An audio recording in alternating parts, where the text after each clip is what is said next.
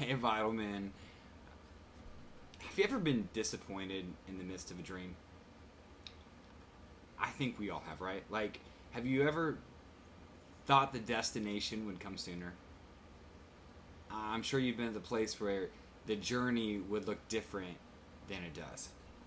Have you ever found that some of the biggest roadblocks in the midst of the destination to the journey are often people? Often, people you thought should be the encouragement, not the roadblock. I know so many disappointments have happened in on my last year. My dream for the last decade has been planting a church, and the dream was on pause for so long, and then it's time to go. And just looking in this last year, it's been quite a ride.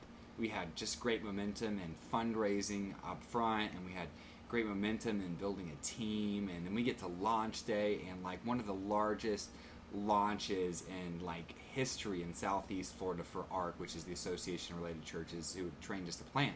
And we had 400 people on launch day. I thought the next week would just be over the top amazing. And instead of 400 people, we actually had just over 200 people. Week 3 was a hurricane, which meant the school got shut down and we didn't get to have church. Well, and in a young church plant, like everything's kind of riding the wave of momentum, and momentum got sucked out of our sails. Week 4, 150 people. We slowly start to build. And about the 6-month mark, like everybody else, COVID hit. Once again, significant disappointment. Loss of venue. And as of right now, we are still not back in person, which means by the time we actually get to go back, we will have not had church longer than we got to have church. When it comes to disappointment in the journey of a dream, I get it. I get you. But today I want to talk about how do you not give up in the midst of the disappointment.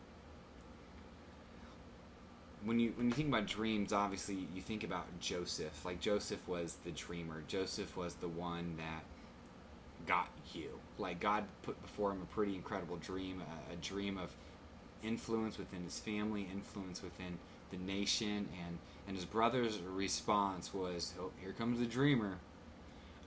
Because the verse before that said they hated him all the more, meaning when he told them the dream, they already hated him, but now that they've heard the dream, they hate him even more.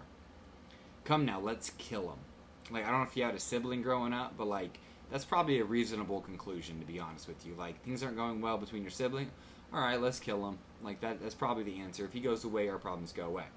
Anyways, let's throw him into the cisterns, and we'll see what comes of his dreams. I'm sure there's been people in your life that have been the biggest roadblocks to the destination. People that should have been your biggest supporters, advocates, and helped you get there, became the one that kind of stopped the dream in its place.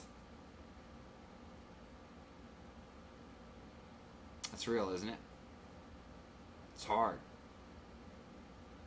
So I want to give you 3 things for how not to give up on a dream. The first one's this. Don't give up on a dream, even if it doesn't start off well. Even if it goes different than the way that you thought it would be. So Joseph's brothers are getting ready to kill him. Clearly a very poor start to the dream. And it turns out different than he thought. The second one, though, I think is the key. Don't give up even if your journey's full of surprises. So Joseph's dream clearly didn't start off well, but you'd think, well, rough start, probably great middle ground. The problem with that is it wasn't. In fact, I would go so far as to say, when you've got a God dream, you're going to have twice as many bad days as you do good days. I'm going to prove it to you right now in Joseph's story. You're like, twice as many bad days? Brandon, I thought this devotional was supposed to be positive. I am positive. You're going to have twice as many bad days as good days. So, Joseph doesn't get killed by his brothers. Instead, he gets sold into human trafficking, slavery. Good day or bad day? Really bad day. Now, he has to move to a strange land, and he finds himself a purchased slave in someone else's house. Good day or bad day? Clearly a bad day. This man, his name was Potiphar. Potiphar really likes Joseph. In fact, puts him in charge of his entire household. Good day or bad day? Pretty good day. While in the midst of Potiphar's household and God's favor, he gets falsely accused by Potiphar's wife for rape. Good day or bad day? Clearly a very bad day. Even though Potiphar has a pretty good idea that his wife isn't being truthful, and Joseph probably is, he can't pick the slave over his wife, so he has him thrown into prison. Good day or bad day? Bad day. So, while in prison, God's favor finds him. And he gets put in charge of all of the prisoners. He's actually running the prison as prisoner. Good day or bad day? Good day. Continues. While in prison, God gives him the ability to interpret dreams. And he interprets a couple different dreams. And he tells one of them that's going to meet Pharaoh that, hey, remember me when you get out of here. Help me get out of this place.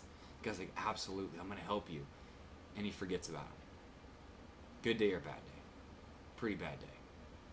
He remains imprisoned for 2 more years. I bet there were moments when he thought the dream was dead. That either God messed up, or he's messed up, or somebody messed up, or his brothers just messed him over too bad, too far gone. Well, one day Pharaoh has a dream. The cupbearer remembers Joseph. Joseph goes and interprets the dream, and he goes from a prison to being made second in command of all of Egypt. Good day or bad day? Clearly a good day.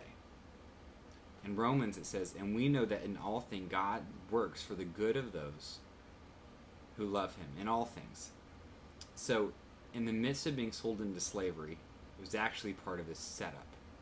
The part of being falsely accused by Potiphar's wife, setup. Forgotten in prison, once again, was a setup. And we know that in all things, the good days, the bad days, God works for the good of those who love him, who've been called according to his purposes. Don't give up on your dreams. Even if it didn't start well. Even if it's full of surprises. And the last one, real quick, even if it takes a long time. Abraham waited decades.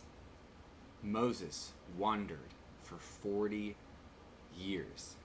From the time that King David was anointed by the prophet Samuel to the day that he actually became king and appointed king was decades.